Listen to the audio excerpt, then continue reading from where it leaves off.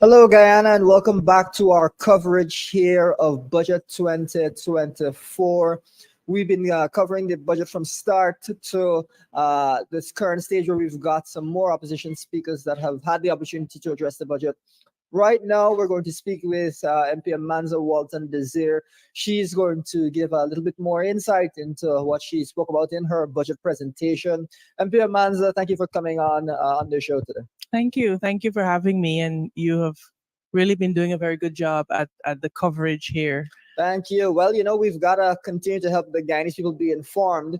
And I think you did a great job of informing the Guyanese people as to the way that our foreign ministry is, the many ways that we're lacking in terms Right. of our appointments and in terms of robust effort by the foreign ministry. I don't know if you want to elaborate a bit on what you mentioned in your presentation. Well, I first wanted to observe that we had the opportunity to hear the Minister of Foreign Affairs make his budget presentation yesterday. And what struck me is that he spent most of his presentation, at least three quarters of it, on Yeah. every other sector except foreign relations.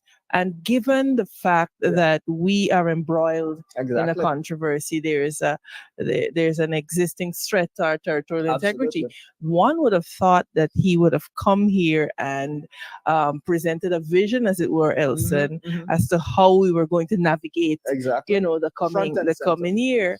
But we didn't see that. And if you notice, it is a consistent pattern Yeah. with Yeah. the government ministers when they present. Mm. It seems as though the first 30 minutes is spent Yes. deconstructing the AP and UAFC tenure, Mm. attacking opposition MPs, and then they use the last five Mm. to indicate what they plan to do. And I think that's very indicative of the fact that really there is nothing there. This budget is more of the same. We could literally make some of the presentations that we made last year, and it will be just as relevant. Absolutely. And so that's what you'll see for the next week. They'll come on, they'll attack the AP and UFC administration for our 5-year tenure, Yeah. forgetting that they were in there 23 years before that. Yep. And then they will use the last 5 minutes Yeah. to propose Yeah. whatever it is that they will do. And so it's quite unfortunate because, as my colleague Tabitha said when she spoke, the people of Guyana really deserve ministers that could come to them to say, look, this is the vision that we have. This is what we're going to use the money for. And show Guyanese how their taxpayer dollars are being used. But we didn't see that. Absolutely, absolutely. In fact, we've even heard many government speakers reference a people-centered budget. And we know where that came from. Well, I that's think what that we've that been saying was, for years. yeah, I think that was an approach that was coined by the leader of the opposition some Absolutely. years ago, and it has quietly crept into Yeah. Irfan Ali's lexicon or his speech.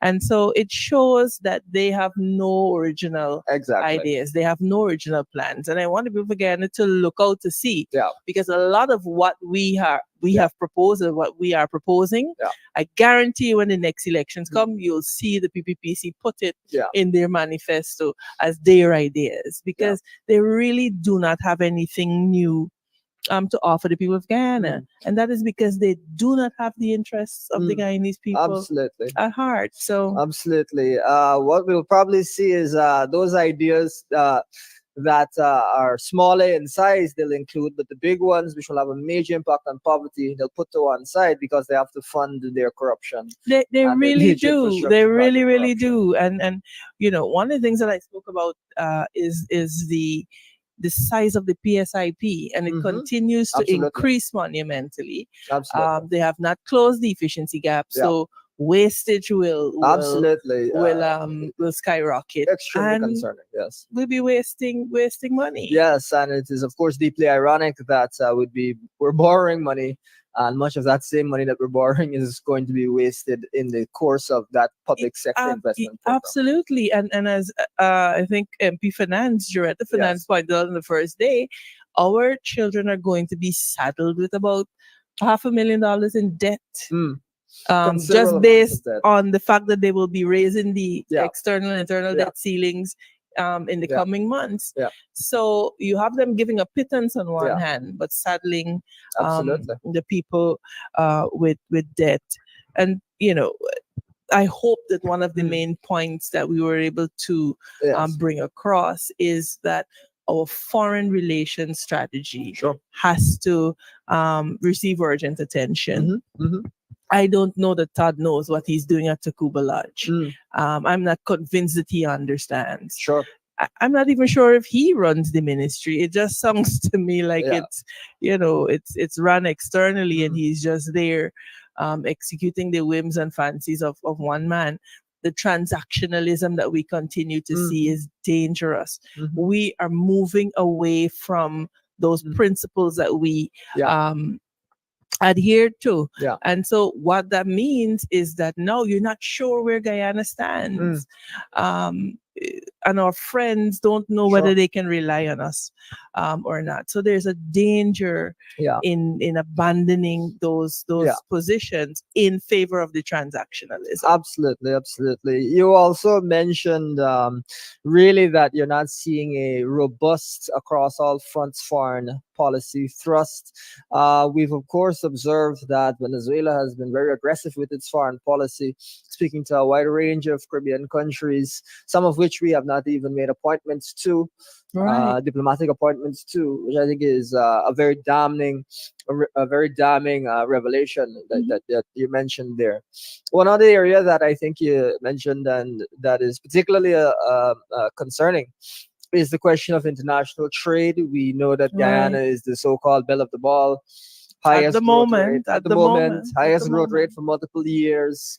We're seeing an economy that has really tripled in a short space of time, and yet the Minister of Foreign Affairs does not seem to talk at all or to emphasize at all what kind of trade opportunities we've been able to get as a I country. do not believe that he mentioned anything about international trade in his Exactly. speech.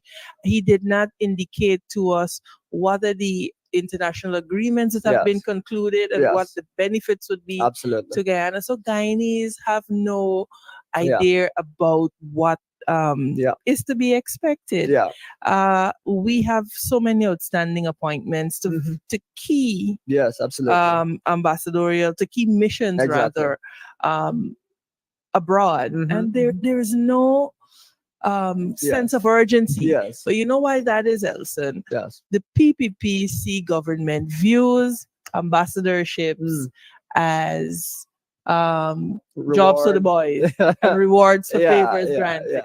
Yeah. And so they, instead of putting Yeah. competent, qualified professionals Absolutely. who will represent our national interest competently, they prefer to put the likes of Charan Das Prasad, and we see how that ended. Yes. So Absolutely. I anticipate that there will be some time before we see those positions being filled, because the reality is Yeah. that the people who are competent and capable, Yes.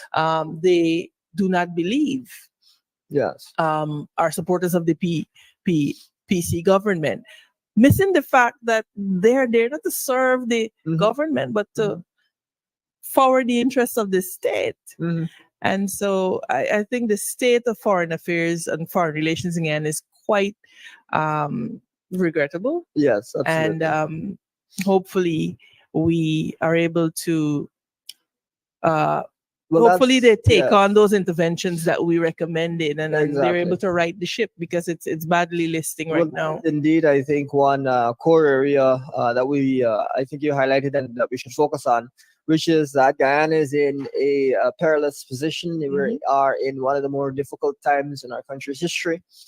And it is one of the, I think historically, this is one of the circumstances where the foreign ministry is so central to the country's overall destiny. No, I mean, absolutely. Think about it. If we do not have an astute foreign policy position, there might not be an 83,000 square miles to defend. And so it really requires us to pay the attention to this issue that it deserves. But I think all in all, this budget is really more of the same. And like I said in the speech, it's a waste of time sometimes talking to Mm. the government. Mm. They don't listen, they're stiff-necked. And so we have to begin now to let the people of Guyana understand that we are indeed the better option. Everything was not done perfectly in the last 5 years, but there is no doubt if you ask any ordinary Guyanese whether their lives Yes. significantly improved Yeah. during those 5 years, and the answer is a resounding yes. Absolutely. And when you ask them the quality of life now under this PPPC administration, they will tell you that it has deteriorated to the point that they are eating only one meal a day. And so we, I believe, are the better option for the people of Guyana. And we will continue to demonstrate that we continue to bring sound policies to them.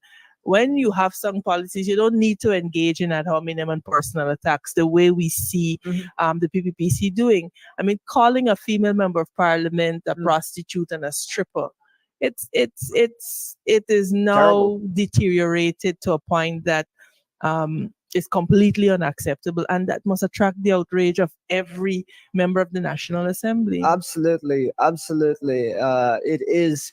PPP likes to pay lip service to women and genders issues. Absolutely. But really, it to me is bizarre that you don't see sanction when those types of remarks are said in the National Assembly. And of no all rebuke from the places. Speaker. And I think that is what is That most too. distressing, because he, of course, has a duty to preserve Yes. law and order in the House, to preserve decorum. Yeah. But he only seems to remember that duty when it comes to Yeah. the opposition. Yeah, that's know? very much been the case Yeah. throughout these remarks. One thing I would also mention, just from your speech as you close off, is we've just seen, I believe it's Minister Parag, who's now taken over as local government minister, Right. say that she is the first minister first woman to be minister of local government. But I don't know if you recall her making protestation. Or making a protest over those remarks that were thrown out to a female MP. And so No, it in seems fact, to she did not. well, it seems to me that is just demonstrates what we're trying to say. It's a lot of hypocrisy, and it's really regrettable.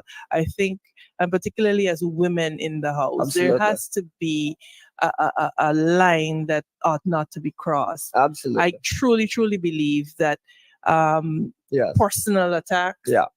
references to people's children, Yeah. people's families, those things must be off limits Absolutely. in the national Absolutely. debate. This objectifying of our women and crass and crude remarks, they really have no place in a civilized society.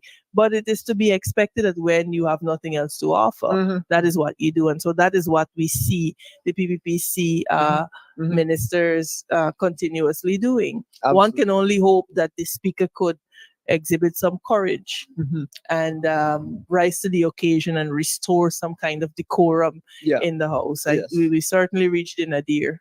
I see where you're coming from. Unfortunately, I'm not too optimistic that we're going to see any Hope changes. springs eternal. Yeah, exactly. So we're gonna just bring in MP Sherwin Holder. Thank you so much for your time, MP. Absolutely. It's always a pleasure wasn't busy speaking there. with you, Alston. Always a Thank pleasure. you.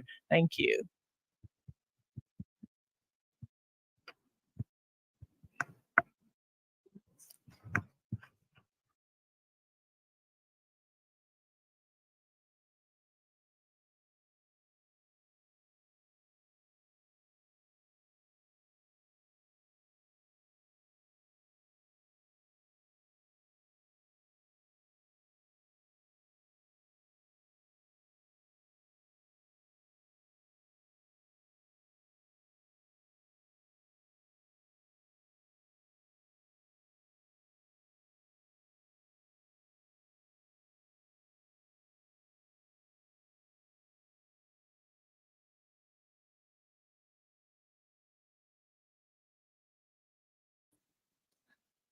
Hello again, Guyana. As we said, we're now going to be engaging with MP Sherwin Holder, who just gave remarks a short while ago in the National Assembly. Sherwin, powerful presentation. Yeah, also, thanks. I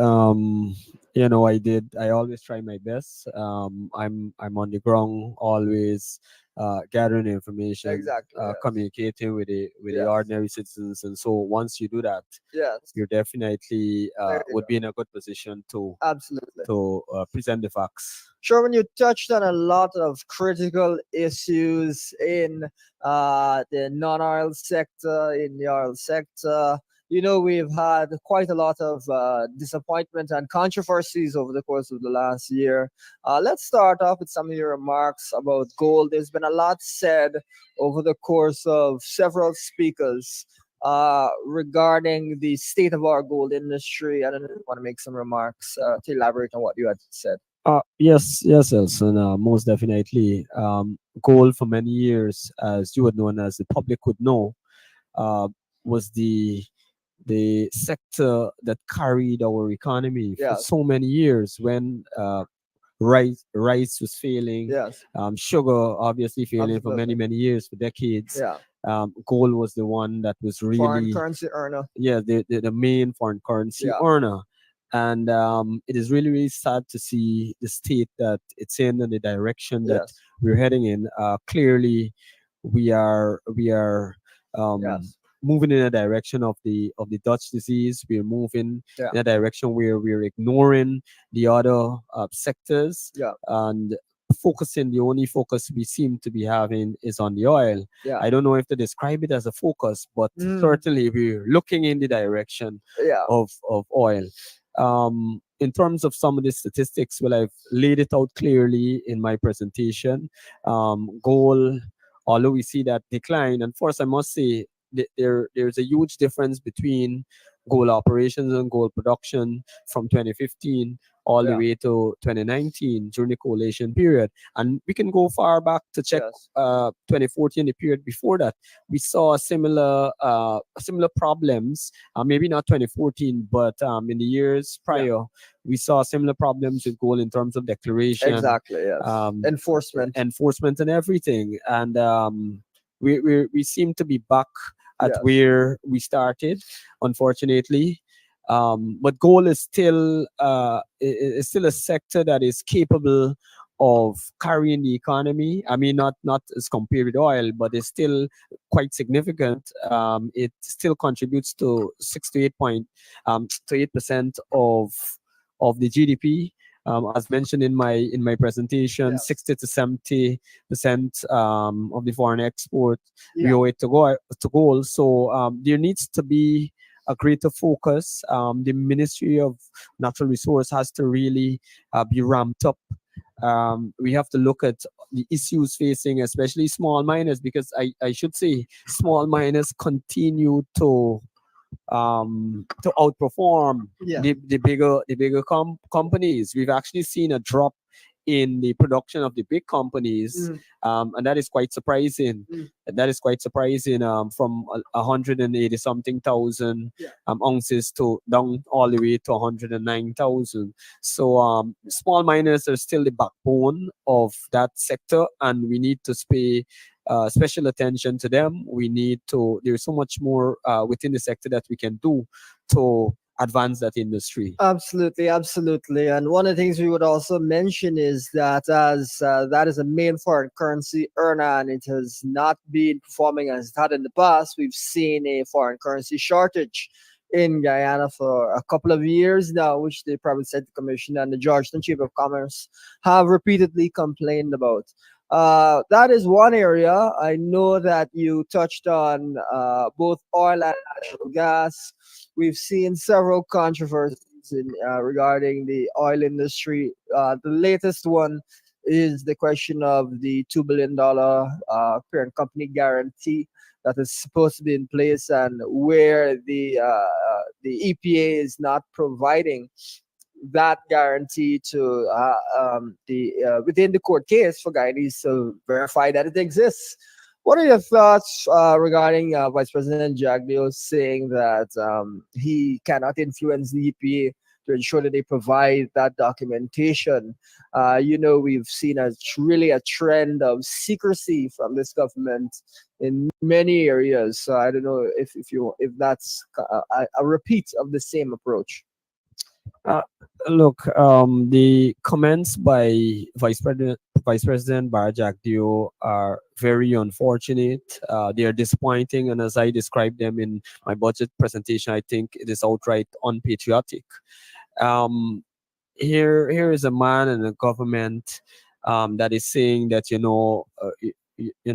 they are for the country, they are for transparency and accountability, and a judge rules that, look, you've Yes. got to show proof of this guarantee, lodge this $2 billion Yes. while we give we hear this trial in a fair Yes. manner. We give both sides a fair hearing. Yes. And so, but the judge thought that there should be security because of the nature of the matter. If there is an oil spill, Yes. as the case progresses, Exactly. then we will surely suffer. Yes. On the other side, if they end up winning the matter, their operations could have been shut down. So it was like a balancer, Mm. an intermediary, Intermediary. intermediary move that would Yes. allow the status quo to remain, but to ensure that, but at the same time ensure that there is Yeah. security Yeah. for our country and our Yeah. people.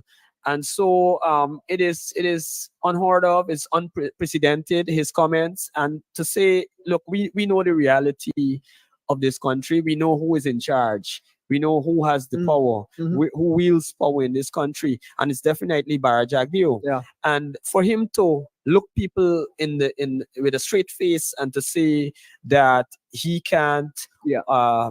he can't advise or ask EPA to show the guarantee, and there is no obligation. He went forward to say there is Yeah. no obligation Yeah. for EPA, so he's already telegraphing Absolutely. the decision. Yeah. He's already telegraphing to them. Once the vice president says so, then EPA will echo the same thing. And so, that industry is controlled by him, and that's the way he likes it. They're heavy on secrecy. There's no transparency. Then there's no accountability, and we've got to bring that to an end. Absolutely. Absolutely. On a related note, we saw the government is due to engage in an arbitration process to retrieve over 100 million US that the first audit indicated that Guyana could could recover from expenses that were charged to the country by the offshore oil operator. We've not seen the government say pretty much anything since they said that they're going to go to arbitration. Are you optimistic at all that the government will deal seriously with this issue, or do we again face really a situation where the government is not putting citizens of Guyana's interests first? Elson, historically, the PPP do not put the citizens first. If you look at their track record, you look at every their handling of the economy, you look at the handling of every industry, the way they've operated in the past and how they continue to operate from 2020, they certainly will not put the people's interests first. To the extent that they join the court proceedings in that Yes. that environmental Yes. issue with the guarantee, that they joined Exxon Mm. to fight against the people of this country, to Exactly. fight against a ruling that is in favor Yeah. of the people of this country. It tells the whole story. So I'm not optimistic. In fact, I know that it is likely that nothing will become of it. It seems as though we will lose 100 million plus dollars. This issue has been around for quite some time now, and Yeah. they've said absolutely nothing Yeah. on it. And so my recommendations in the budget was that they put immediately a team of experts together, Mhm. auditors, Yes. arbitrators, Experts, yes. those kind of experts, and Yes. put that team immediately together and Yes. to get the ball rolling on this issue. But tell you the truth, it likely will not happen. Not Yeah. under a Barrett Jack led PPP government. Yes, well, $100 million seems to be a drop in the bucket to the PvP these days. Not interested in such small monies, even though that is a huge amount of money, really, for the average Guyanese. We've also seen with the gas the energy project that not following a feasibility study has resulted in the cost there being over $100 million more than it should be. You made some remarks regarding ensuring that we have a proper natural gas plan, gas utilization master plan, and other and proper assessments regarding natural gas. I do with your sense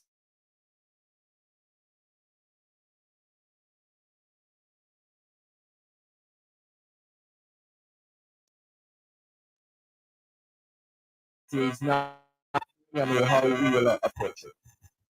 Look, Elson, the government has a strange approach to huge projects. They don't like studies. On the other hand, the Bar Jagdi goes out there and he says, we at AFC like studies and we do too many studies, but those studies are critical to ensuring that you get the kind of, well, first of all, that a project is worthwhile. It make economic sense. You have to look at other issues, for example, environmental issues, and a whole host of things. So studies are quite important, especially when you take into consideration the huge sums that the taxpayers will have to stand. But this project currently they're struggling to garner the finance, and so the taxpayers are paying for that the current pipeline project to the gas to shore project. And so it is absolutely important that studies done. And I believe part of the reason why the the bank in America is not releasing those funds is because of the lack of feasibility studies, the lack of evidence to show that the project will be profitable, and the secrecy around the project. It might turn out that it can be very, very profitable. There are lots of things if they do the right thing. There are lots of things that you can do, lots of products that can be derived from our natural gas. But you have to conduct the kind of studies that will provide that kind of information to you so that you make the right decisions. There are other options to natural gas. There's solar. There's other alternative from the energy perspective. But there are other products that you can get. So it can turn out to be a very feasible project. But you've just got to do this study. We've got to get rid of this the way of doing things secretly, and we've got to account. We've got to be transparent, and we've got to account for the taxpayers' dollars. Absolutely, we've heard the vice president say that the gas energy project is a no-brainer. That is a $2 billion US project. So they hear him say that that's a no-brainer. Makes me wonder what exactly is a brainer. I look, the more significant the project is, I won't say it's a no-brainer. You've got to tread more carefully. Exactly. You've got to tread more carefully, and it is the same no-brainer attitude that places us in problem with the Skeldon factory. It is the same no-brainer attitude that places us in problems with the Amelia Falls. It is the same attitude that had us abandon the what's the cable name? That fiber optic cable at the tune of billions of dollars. Exactly. Billions of dollars wasted. No-brainer attitude with the investment in Clico. Mm-hmm. How did that end up? And I want to make this point. These are all projects, or what you consider brainchild projects of Barrett Jack Dio. It's a complete failure. And people need to recognize that. The faster people can recognize, the better they will be. Absolutely.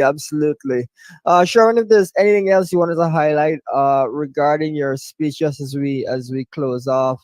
As I said, strong presentation, many points that I think were quite robust. I covered. I'm shadowing natural resources, so there are a lot of different Yes. subsectors within the Yeah. within the ministry. For example, the sand mining, Yeah. sand and stone. And one of the things I recommended was that there needs to be a land use policy Yeah. with regards to that. If you look at how they mine the sand on the highway, Linden Suicide Highway, it looks like there is no order Yeah. in things. And then you're going to build a city, a new city there. There are other things you need, road networks, etc. Absolutely. We got to cater for a growing tourism Yeah. industry. There's so many areas that you gotta consider. So you have to do housing, everything in industrial sites, Mhm. parks, etc. Yeah. For leisure. So you've got to Yeah. create a land use policy and Yeah. designate specific areas. Yeah. This area is for mining, that area is for housing. This is where my industrial estate would be. This is where the road will go. That sort of thing. But again, the PPP do not believe in these kinds of studies. They don't believe in these kinds of plans, master plan, and so that is why they always get it wrong. So I had a bunch of recommendations in that area. One coming back to just circling back to mining. And especially in gold mining and well mining in general. One of the major problems for small miners and even medium scale miners is the accessibility and availability of lands that are rich in minerals. Now we've got to open up new lands. They've been working these lands, reworking them, exhausting them, and that could very well contribute to the decrease that we are seeing. But there's no focus there. So what I said to them is that you have to conduct new studies, and we've got to be bold. We only cannot look at. We don't need to look at gold alone, gold and diamond alone. There are other minerals out there that certainly we can get into. I said to the assembly that we need to make Guyana an investment hub with respect to minerals. And to do that, you have to conduct your own surveys. Survey these new lands, survey the entire country, their minerals like cobalt, lithium, whole host of exotic rare earth minerals. There's a whole host of them that are in limited supplies, but our geology is ripe for that. Absolutely. We know that there is a great possibility of these minerals existing, and so you've got to do the studies. A lot of small scale companies don't want to come to do prospecting. They want to know that the area is de-risked. They want to know that there are studies already conducted which point to the existence of certain deposits, and so they can come and get to it immediately. That is what is required. A real vision for the natural resource sector is required, and I'm saying to the public that is what we will provide when we get government in 2025. Absolutely. Well, thank you so much for your time, Sherwin. I think we covered quite a lot of really important issues for Guyana's non-oil economy as well as oil economy and the country as a whole. We're going to take a break for right now, but you can continue to look out for our programming as we continue coverage of Budget 2024.